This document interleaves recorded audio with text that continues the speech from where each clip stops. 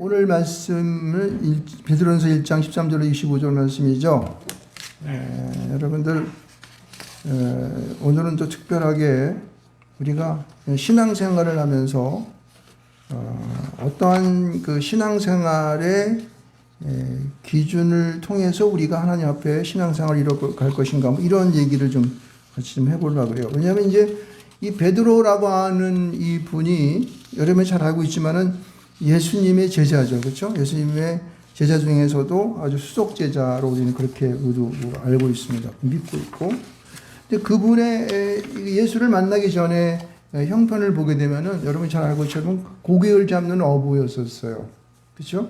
그리고 대부분 이제 뱃사람들이 조금 이제 사실은 뭐 지금은 그렇지 않습니다만 옛날에는 이 배움이 많지가 않고 힘을 많이 쓰는 그러한 그 직업이기 때문에 모든 거를 우격다짐으로 하려고 그러고 자기의 성질대로 하는 이제 그러한 아주 우락부락한 그런 직업이었죠.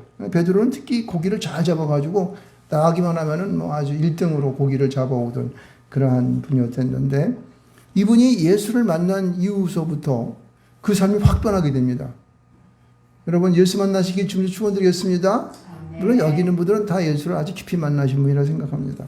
그러나 사실은 우리가 예수를 잘 믿는 것 같지만은 내 스스로를 들여다볼 때에 우리는 순간순간마다 예수를 잘 만나야 돼요. 그렇죠? 그래서 잘 믿는 것 같은 신앙생활을 잘 믿는 것 같은 그러한 그 성도의 생활을 이루어가지만은 그러나 면밀하게 나를 다 이렇게 꾸집어 보게 되면은 자세히 보게 되면은 내가 지금 잘못된 길을 갖고 있다라는 것을 발견할 수 있어야 됩니다. 그럴 때 누구를 만나요? 예수를 만나야 되는 거예요. 이 베드로가 이게 그분이었었어요. 그렇죠? 그래서 베드로가 예수를 잘 만나고 순간순간마다 예수를 만남으로 말미암아 실수한 모든 것도 하나님께서 특별한 은혜 가운데에서 전화이복이 되어 보다 더 믿음의 온전한 그러한 자로 살아갈 수 있는 그런 자가 바로 베드로입니다.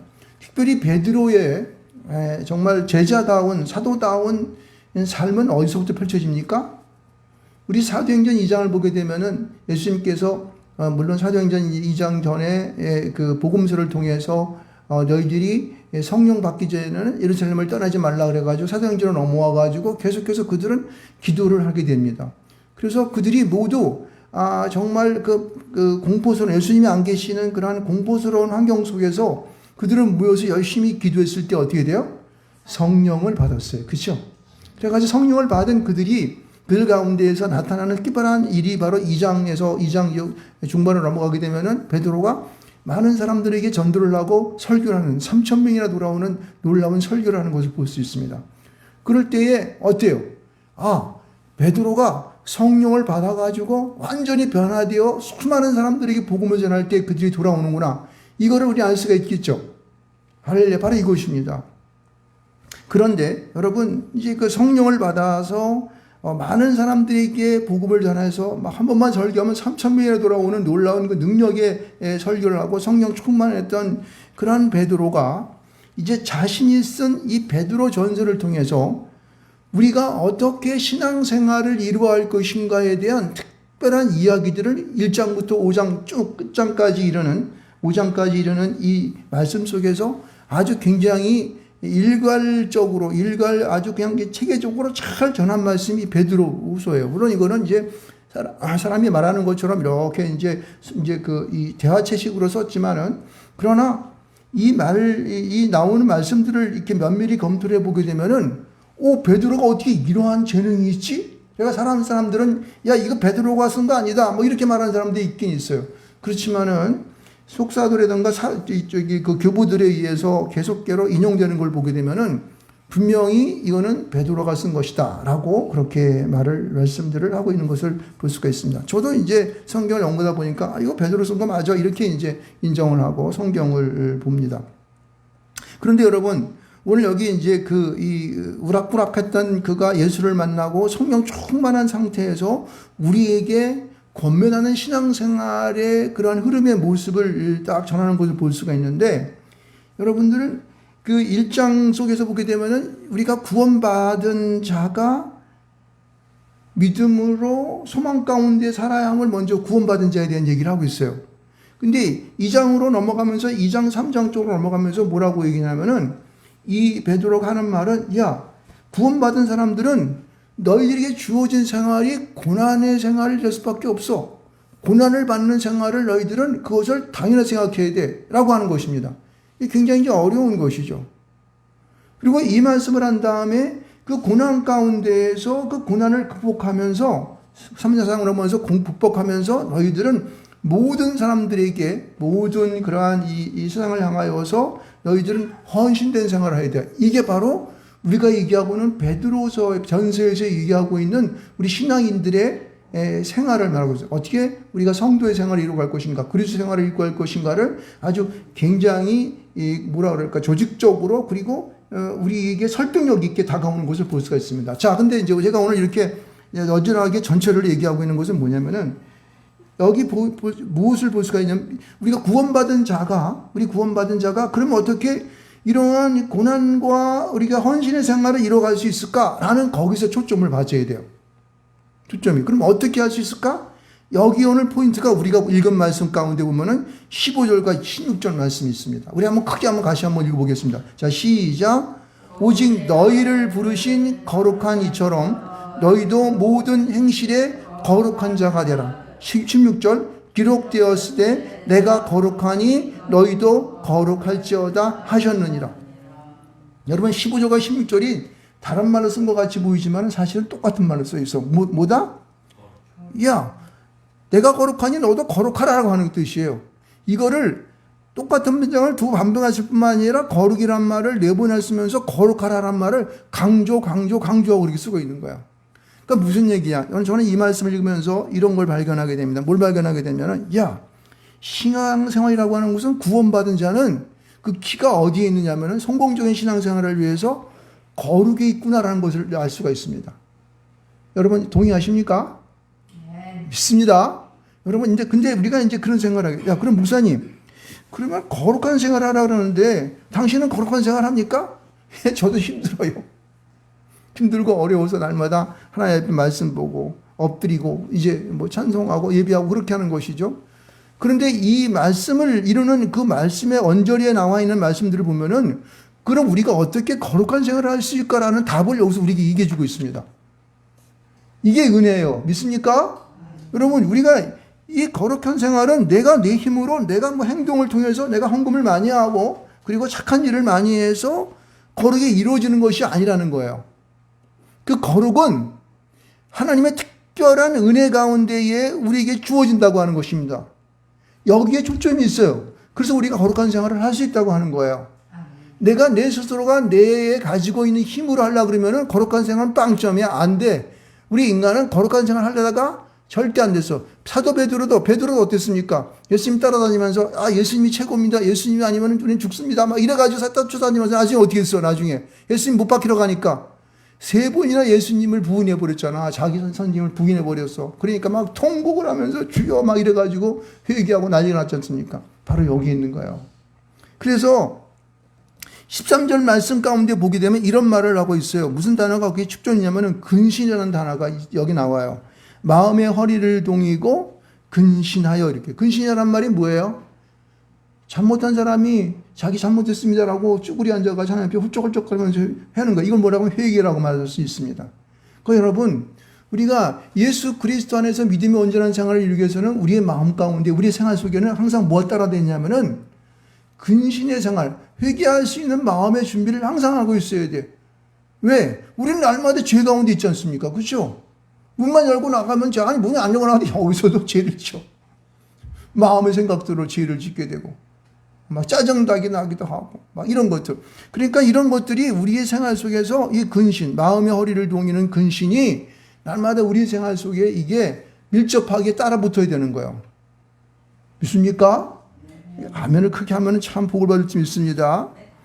여러분, 이 근신을 하게 되면은요, 하나님께서 우리에게 뭐를 주냐면은, 여기 보면은 그 후반절에 나오는 말씀 가운데에 한 단어가 나오는데, 뭘까요?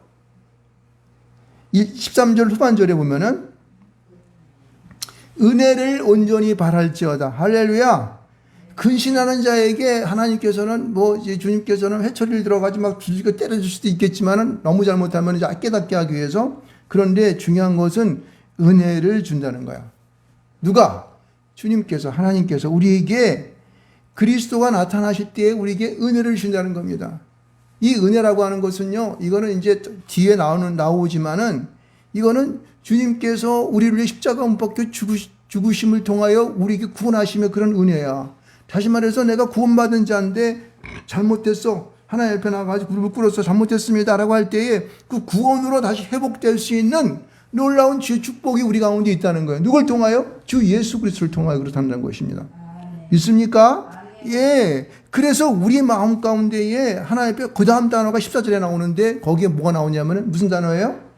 좀 찾아보세요. 오늘 굉장히 여러분에게 질문을 많이 해야 돼요. 14절 전반절에 나오는 말씀 가운데 무슨 말이 나와요? 순종이라는 단어가 나오잖아요. 은혜를 받은 자는요, 항상 하나님 앞에 뭘 하게 됩니까? 순종하게 돼 있어요. 순종하는 자가 되지만 순종을 하지 않게 되면은요, 우리는 세상 사람들과 똑같이 어떻게 돼요? 내 고집대로 살아가게 되고, 내 힘으로 살라 그러고, 머리 부딪히면서 한번 싸워보자고 되돌아보기도 하고, 오늘 아침에 제가 교회 나와서 이제 딱 문을 열렸더니 차가 아침에 이렇게 돼 있어요. 안 치우더라고. 그래서 한참 기다리다가 한 시간 반 전에 전화를 내가 했어. 선생님, 차 좀 빼주시겠습니다. 예배 시간이 돼가지고 교인들이 많이 오기 때문에, 성들이 많이 오기 때문에 빼줘야 돼요. 그랬더니 가만히 있더니 알았습니다. 그랬더니 한참 뛰어나가서 쳐지더라고요. 근데 이런 분들에게 우리가 정말 얻을 때는 화가 나서 이 사람이 말해 예의가 없네 죄송합니다 빨리 이렇게 나가는 게 아니라 아주 퉁명스럽게 한참 동안 있다가 이제 그러는구나라고 하면서 싸울 수 있어. 그렇죠? 근데 이게 우리가 하나님 앞에서 우리의 그러한 가지고 있는 그러한 이게 뭡니까? 이 본능적인 그런 것들, 이런 것들이 뭐예요? 하나님 앞에 은혜 가운데 순종을 통해서 이루어지는 겁니다. 있습니까? 그래서 죄악 가운데로 가지 않는 거예요. 자, 이렇게 하면서 이제 이 15절, 16절 말씀, 거룩하라는 말을 이제 쓰고 있으면서 저는 이제 그럼 이렇게 생각하게 돼요. 야, 아무리 생각해도 이 근신하고 은혜, 순종 이걸 기다리는데 이런 것에 대한 우리의 그러한 기본적인 마음이 뭐냐면은 여기 보면은 단어가 제가 이제 단어를 많이 찾는데 17절 후반절에 보게 되면은 한 단어가 있습니다. 뭐가 있을까요? 한번 찾아보세요. 두려움이에요, 두려움. 우리가 하나님 앞에 날마다 저는 여기 강대상에 오기 전에 항상 기도하는 것이 뭐냐면은 내가 주님을 두려운 마음이 주님을 향하여 내가 두려운 마음이 있게 해 주시옵소서. 이 말씀을 기억이 돼요. 왜요? 모든 것을 이 두려운 마음이 있으면요 조심하게 돼요. 말씀을 대할 때도 조심하고 말씀을 전할 때도 내가 아무 말이나 안 나가도록 내가 억제하게 되고 막 이렇게 됩니다. 그러니까 이 두려움이 우리 안에 있어요. 여기 보면 앞에 그 두려움 전에 있는 단어가 있는데 뭐냐면 나그네로 있을 때래요. 나그네. 이 나그네가 뭐예요? 집 없이 돌아다니는 사람 나그네? 물론 그것도 맞아요. 그러나 우리가 우리의 본향인 천국 가기 전에 살아가는 곳이 바로 나그네의 삶이에요. 됐습니까? 내가 믿음의 사람으로서 이 땅에 살아가는 모든 것이 영원한 그 나라 가기 전에 나그네로 산다는 확신이 있어야 돼요. 있습니까? 왜냐하면 우리는 언젠가는 사그러질 그러한 육신을 갖고 있잖아요. 그렇죠? 그러니까 나그네된 인생에 대한 것을 가지면서 우리는 두려움 가운데 하나님께서 나에게 말씀하신 모든 것들을 아멘으로 받아들일 수 있는 준비가 돼 있어야 되는 거예요. 이게 안 돼 있으면요, 나도 모르는 사이에 교만 가운데 빠지게 되고 나 자랑하게 되고 내가 하고 싶은 대로 하게 되고 이런 것들이 우리에게 비일비재하기 때문에 그렇다는 것입니다. 다만 오늘 그분이 얼마나 나 같으면 죄송해서 막 그냥 아이고 미안합니다. 제가 잠깐 늦게 잠을 자가지고 그랬으니 죄송합니다 하고 얼른 치워줬을 거예요. 그런데 이 양반이 봄 잡고 딱 당신 그 길에서 당신 길이야 이런 식으로 나오는 거죠. 그러니까 미안한 감이 없는 거예요. 일반적인 사람들은 그런 거예요. 세상 사람들은 그런 거죠. 그러나 믿음의 사람들은 그렇게 하면 안 되는 거죠. 잘못한 것에 대해서는 죄송한 마음 갖고 하나님이 계신다는 사실에 대해서 두려움도 가지면서 모든 일들을 하나하나 대할 수 있습니다. 네. 정말 중요한 것이 18절과 19절에 나옵니다. 18절과 19절에 뭐가 있을까요? 여러분, 우리가 하나님 앞에 거룩함을 유지하기 위해서는 거룩함을 우리가 이제 갖기 위해서는 이게 아주 굉장히 중요한 건데 대속받은 예수 그리스도의 보배로운 피에 대하여 우리는요 분명히 알아야 된다는 사실이에요. 왜냐면 지금 앞에서 되어지는 근신, 은혜, 순종 그리고 두려움 이런 모든 것들이 어디서 비롯되는 거냐면은 바로 이것 때문에 비롯되는 거예요. 죄 없으신 하나님의 아들 예수 그리스도가 이 땅 가운데 오셔서 그분이 십자가에 우리를 대속하셨기 때문에 그가 흘린 피로써 내가 어떻게 해요? 거룩할 수 있다고 하는 분명한 사실을 내가 내 마음에 인식을 하고 있어야 돼요. 깨닫고 있어야 돼요. 확신하고 있어야 돼요. 믿습니까? 이게 내가 흩어지게 되면요, 이게 말짱 모든 게 서로 소위 세상적으로 얘기하면 꽝이야, 꽝. 아무것도 안 되는 거예요. 예수가 나를 위하여 십자가에 못 박힘에 대한 사실이 지워지게 되면요, 우리는 교회도 나올 필요도 없고, 우리가 기독교를 믿을 필요도 없고, 그냥 일상적인 사람들처럼, 일반적인 사람처럼 살아가면 되는 거예요. 그러니까 이거를 믿지 못하기 때문에, 사람들이, 일반적인 사람들이 이게 털을 넘지 못하기 때문에 교회에 나오지 못하는 겁니다. 용납할 수가 없는 거거든요. 왜? 내가 내 시간을 버리면서 내가 거기 가가지고 쓸데없는 그 얘기 듣냐, 이런 식으로 되는 거죠. 그러면은 인생이 황망해지는 거야. 만약에 영원한 저 천국이 없고 하나님이 안 계시고 예수 그리스도가 나를 십자가 못 박혀 죽으심에 대한 것이 없다면은요, 우리의 인생을 가만히 생각해 보시면은 이게 황망해지는 거야. 황망해지는 거. 그러면 이거를 우리가 이제 뭐 약간 좀 정치적인 얘기를 죄송합니다만 좀 조금 이거는 우리가 이제 우리에게 이익이 되는 거기 때문에 조금 합니다. 왜냐하면은 우리 공산사회주의라는 게 있지 않습니까? 우리는 자유민주주의와 공산사회주의 속에서 자유민주주의를 택하면서 살아가는 국민들이에요. 정말 당해인 거죠. 근데 공산사회주의는요, 하나님이 없다고 하는 거 아니겠습니까? 그렇죠? 근데 모든 사람이 공평하게 다 살아야 돼. 뭐 기업도 돈 갖고 와. 다 뺏어가지고 다 나눠줘. 이렇게 산단 말이에요. 근데 그 사람이 똑같이 공평하게 나눠줍니까? 아니요. 보세요. 사람들은 10,000명이 있는데 떡이 100명만 먹을 게 있어. 그럼 어떻게 할까요? 10,000명 다 똑같이 나눠줘요? 다 굶어 죽게? 아니죠. 100명 지들끼리 선택된 사람들만 지들 나눠가지고 먹고 살아. 이게 공산사회주의예요. 그러니까 안 된다는 거예요. 사람들은 하나님께서 이 땅에 보내신 나름대로의 개성과 특별한 탤런트를 가지고 살아가는 거예요. 그럼 그 사람의 자유의지에 의해서 자유의성을 가지고 살아가는 그 생활 속에서 자기가 하고자 싶은 일들을 하고 자기만큼의 역량대로 살아가는 게 이게 진정한 하나님께서 원하시는 거라고. 그런데 이거를 지들 마음대로 똑같이 나눠주겠다고 막 육신적으로 무슨 사람이 죽은 다음에 천당에 가냐 이래가면서, 그거는요 잘못된 거라. 그렇게 사람들은요 막 때려 죽이고 막 그냥 막 죽이고 막 몰라가지고 칼로 찔르고 그래도 뭐 어떻게 할 거야? 사람 인생 끝나면 끝나는 뭐 사람 죽으면 끝나다면서. 그러니까 육신적인 삶을 살아가는 사람은 절대 행복하지 못합니다. 그죠? 사람은 자신이 가지고 있는 특별한 하나님의 은혜 가운데에 자신의 개성과 탤런트를 가지고 자기의 역량과, 그렇죠? 자기의 주어진 그런 분량만큼 살아가는 거예요. 그게 더 행복한 거예요. 그러니까 잘 사는 나라들은 사실은 행복하지가 않아. 못 사는 저기 그 나라 가가지고 당신 행복하십니까? 어우, 행복해요. 그 사람들은요, 잘 사는 것 때문에 뭔지도 모르고 그렇게 하는 거예요. 자기가 있는 게 행복한 자, 제일 최고인 자고 살아간다. 그게 우리 하나님께서 우리에게 주어지는 특별한 은혜의 은혜. 있습니까? 그래서 여러분요, 우리는 대속함에 대한 그 보배로운 피로 인하여 대속함을 받은 우리가 어떤 자인가, 어떤 은혜를 받고 자는가에 대하여 우리는요, 항상 깨우치고 항상 그것에 대한 확신을 가지고 믿음을 갖고 소망을 갖고 살아가야 될지 믿습니다. 바로 그거예요. 자, 그런데 보세요. 이 보배로운 하나님의 이 대속의 은혜를 받으면서 여러분, 이제 이런 확신이 언제부터 생기냐, 여기 20절 말씀 가운데 보게 되면은 창세 전부터 있다는 거예요.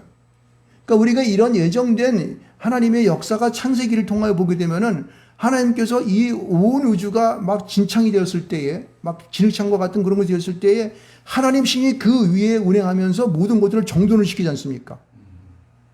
그래서 그 능력에 따라, 성령의 그 능력을 따라서 막 이제 태양이 있게 하고 별이 있게 하고 물과 묻이 나누어서 땅이 있게 하고 바다가 있게 하고, 그죠? 식물이 있게 하고 동물을 갖다가 만들어 놓으시고, 이래서 하나님의 정변에 의해서 특별한 그런 은혜 가운데에 말세가 되게 되면은 예수 그리스도를 이 땅에 보내서 우리를 위하여 십자가 못 박혀 죽으신 모든 것들을 다 이미 계획하고 계시다는 사실이에요.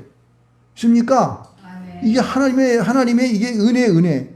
이거 보세요. 이러한 은혜 가운데에 있는 그러한 모든 사람들은 여기 21절 말씀에 얘기하고 있는데, 죽은 자 가운데 있어 보면 창세전부터 죽은 자 가운데 살리시고 영광을 주신 하나님을 그리스도로 말미암아 믿는 자들과 분명히 모습을 갖고 있어요.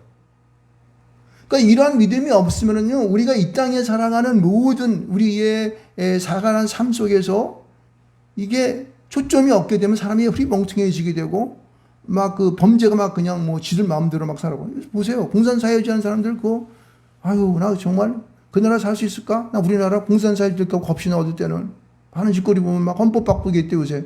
왜 바꿔? 자유민주주의인데. 저는 그건 반대입니다, 저는. 개인적으로.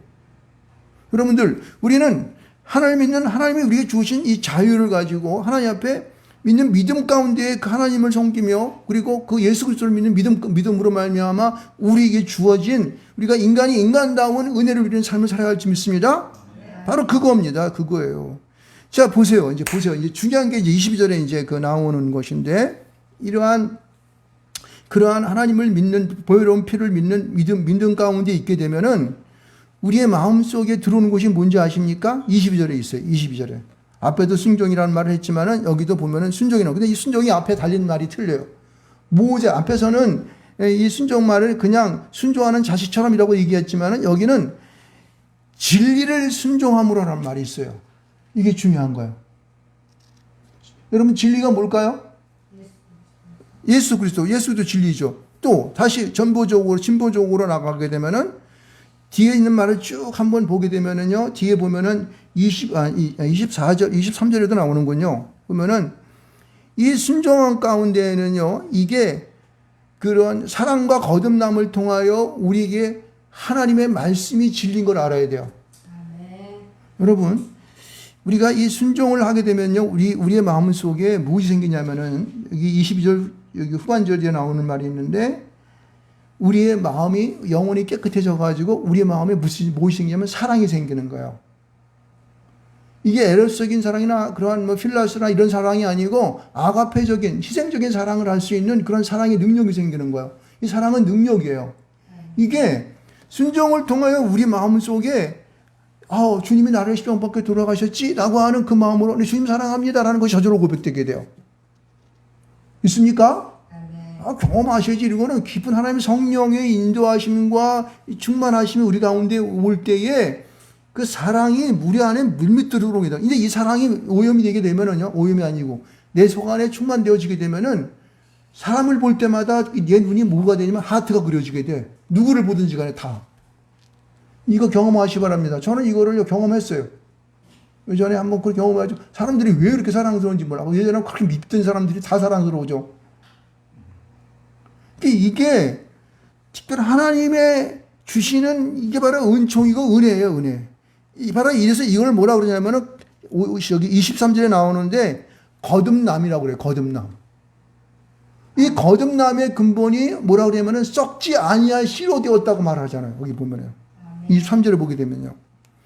그러니까 이 하나님의 말씀은 영원토록, 세상 무궁토록 영원토록 있는 거예요. 어느 한 순간에 없어지는 것이 아니라 주님 오실 그때까지, 주님 오시는 이후에도 계속 하나님 계시는 거니까, 하나님 말씀은 계시는 거니까 그 말씀이 실존으로 보이죠. 지금은 하나님 우리 눈에 안 배우고 성령께서 우리에게 말씀하시고 주님께서 보혜사로 우리 함께 주셨기 때문에 머물고 있지만은, 그때는 얼굴과 얼굴이 마주보는 것처럼 하나님의 말씀을 직접 듣는 거, 그때는요.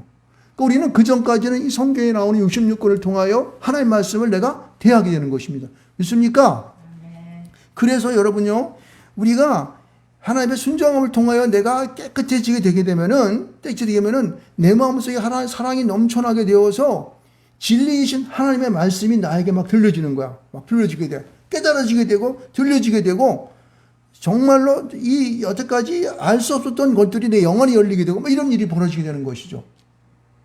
이게 바로 거룩한 자가 받는 성령의 충만인 거예요. 있습니까? 그러니까 거룩한 자는요, 거룩함 가운데 있는 자들은 자기가 싫든 좋든 성령이 밀고 들어오게 돼 있어요. 죄와 분리되어 있으면은 이게 원래 하나님의 속성이 뭡니까? 거룩함 아니에요. 그렇죠? 거룩함이 뭐냐면 분리되었다는 뜻이에요. 그러니까 죄와 분리되기 때문에 죄가 없는 그러한 하나님의 거룩함 속에 있는 사람들은 하나님의 영이 그들 가운데로 막 들어갔다 나왔다 한다니까요.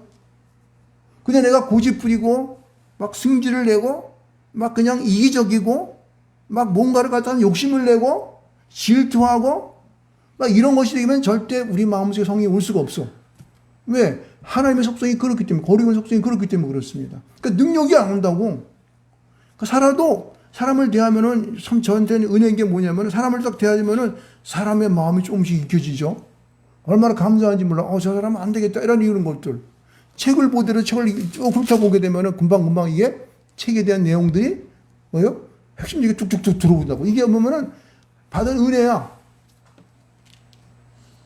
그러니까 믿음으로 살아가는 사람들이 거룩함을 갖다가 갖게 되면요, 이 거룩함을 통하여서 내가 아무리 이러한 그 순종하면서 고난 가운데 나가는 일들이 어렵지가 않게 되는 거예요. 왜? 그 일을 극복할 수 있는 힘이 있기 때문에. 아멘. 믿습니까? 아멘. 여러분, 주님께서는 지금 우리에게 그런 걸 원하시는 거예요. 그러니까 여러분, 여기 보면은 베드로가 얘기하는 것이 뭐냐면은, 야, 믿음의 사람이 되었으면 너희들 고난 가운데 있어야 돼.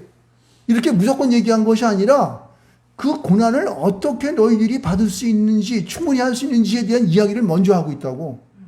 그러니까 고난을 갖기 전에 물론 거룩을 먼저 얘기하고 있어요. 그러니까 거룩함 가운데 있는 사람들은 아무리 힘들고 어렵고 나에게 모든 시험이 오고 이렇게 온다 할지라도 이것을 어떻게 해? 충분히 거룩으로 이겨낼 수가 있는 거야. 아멘. 오늘 중요한 얘기를 오늘 여러분 했어요. 베드로가 우리에게 그걸 가르치더라고요. 고난뿐만 아니라 우리가 나중에 헌신된 생활 이런 것들을 고난을 극복하는 거는 뭐 당연히 이 거룩함을 통해서 성도가 할 수 있는 건 분명하지만은 더 진취적으로 나가서 다른 사람을 위해서, 성도를 위해서, 주님을 위해서 우리가 그리고 국가 민족을 위해서 헌신할 수 있는 그런 생활이 그냥 연결돼 버린다니까. 그러니까 이거를 뭐라 그러냐면은 큰 사람 이렇게 얘기하고 있어요. 큰 사람.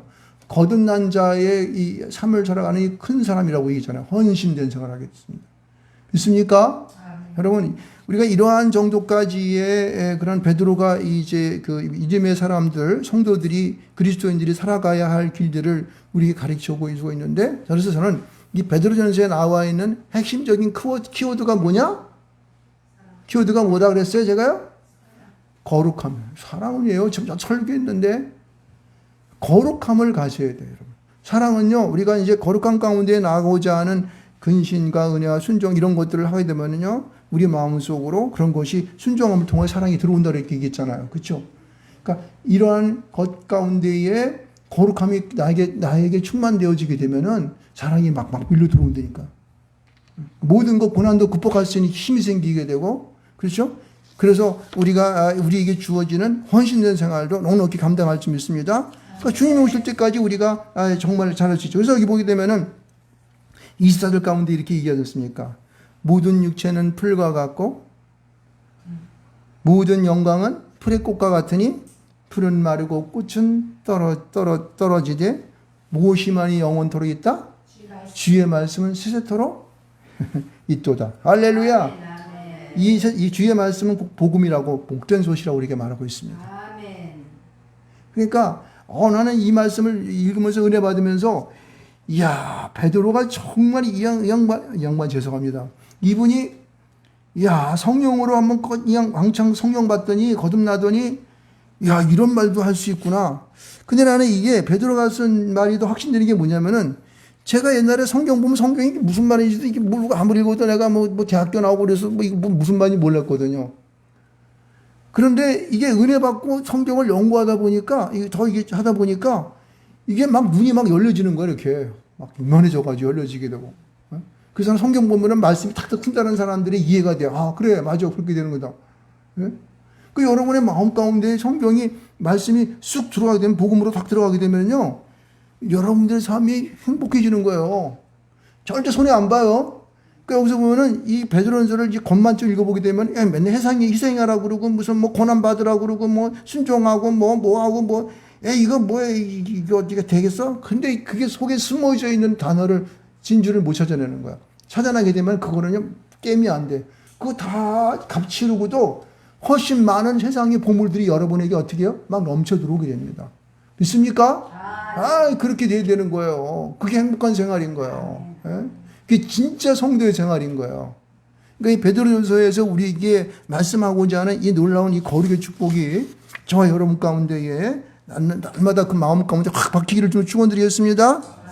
그래서 여러분 오늘 시편 말씀에 이제 116편 우리가 50번 말씀 읽었죠? 조동문 110편 말씀도 보면은 이게 이 하나님께서 우리의 영혼의 간구를 들으시고 은혜와 긍휼로 구원하셨다는 말을 하고 있습니다. 그래서 내가 여호와의 이름을 부른다고 말을 하고 있는데, 여러분들 우리가 날마다 하나님 앞에 삶을 살아가면서 여러분 가운데에 그 나를 십자가 못 박혀 죽으신 그 예수님의 그 십자가의 보혈이 흘러들어오기를 축원드리겠습니다. 그것이 은혜로 여러분 가운데 충만되어져서 날마다 여러분이 입이 열려가지고 하나님을 찬양하시 바랍니다.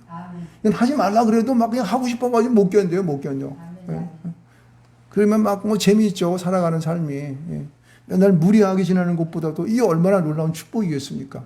그러니까 이런 삶이 우리를 갖다 기다리고 있고, 우리 항상 그렇게 하기를 원하고 있고, 성령께서 우리에게 우리의 마음을 두드리고 있는 사실을 여러분 꼭 깨달으시기를 주님을 축원드리겠습니다.